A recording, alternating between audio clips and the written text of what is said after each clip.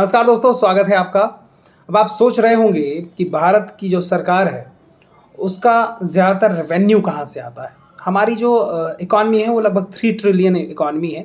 जब मोदी गवर्नमेंट दूसरी बार पावर में आई तो उन्होंने कहा कि हम इंडिया को 5 ट्रिलियन इकॉनमी बनाएंगे।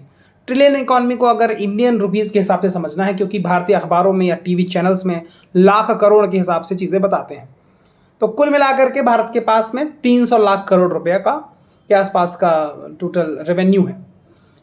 और ऐसे में ये सवाल उठता है कि जो सबसे ज़्यादा कंट्रीब्यूट कौन करता है, तो जाहिर तौर पे इंडस्ट्री करती है।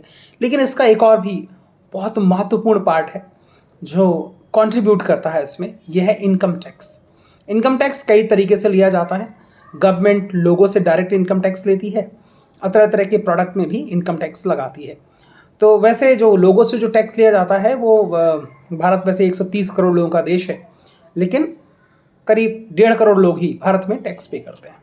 ऐसे में सवाल ये खड़ा होता है कि अगर जब इतने कम लोग टैक्स पे करते हैं तो भारत का जो रेवेन्यू है वो उतना नहीं हो पाता जितना होना चाहिए।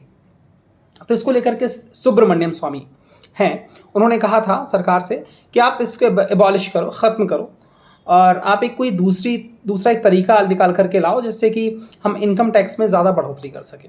वैसे उनका ये जो पॉइंट है काफ़ी वैलिड था, क्योंकि उनका कहना था कि अगर हम ये डायरेक्ट इनकम टैक्स जो है अगर ख़त्म करते हैं तो लोगों के पास पैसा बढ़ेगा और वो ज़्यादा खर्च करेंगे और इससे क्या होगा कि मार्केट में पैसे का सर्कुलेशन बढ़ेगा।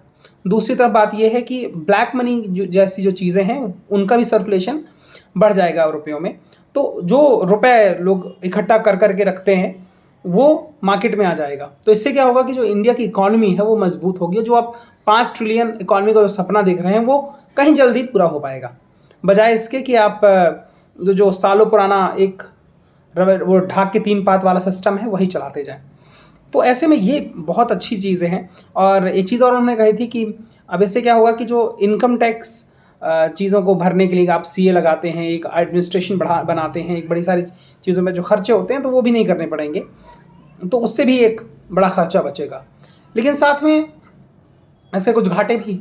अब इसके घाटे ये हैं कि अगर 1/4 रेवेन्यू है, 1/4 रेवेन्यू है जो भारत सरकार का इनकम टैक्स के ज़रिए आता है, तो मान लीजिए 75,000 करोड़ रुपए आप मान लीजिए, 75 लाख करोड़ रुपए मान लीजिए जो इनकम टैक्स के ज़रिए भारत सरकार कमाती है। तो ऐसे में अगर एकदम से इनकम टैक्स बंद कर दिया गया तो भारत सरकार को बड़ा घाटा होगा। अब ये बताइए कौन सी सरकार चाहेगी कि उनके जो बजट का 75 लाख करोड़ रुपए एकदम से सफाई हो जाए। लेकिन बात ऐसी भी है, चलिए हर चीज़ के लिए आपको कुछ घाटे सहने भी पड़ते हैं, लेकिन अगर आप घाटा सह करके कुछ ऐसी चीज़ पर इन्वेस्ट कर रहे हैं जो फ्यूचर में आपके लिए फ़ायदेमंद हो तो वो तो बेटर है।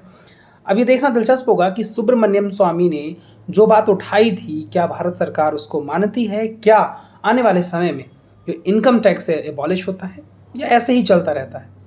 इसी तरीके के जो इंटरेस्टिंग वीडियोज़ हैं उनको देखने के लिए आप हमारे साथ इस चैनल को ट्यून कर सकते हैं और देख सकते हैं, क्योंकि अब मैं हर रोज़ कुछ ना कुछ नया लाऊंगा जो आपके लिए बड़ा इंटरेस्टिंग होगा।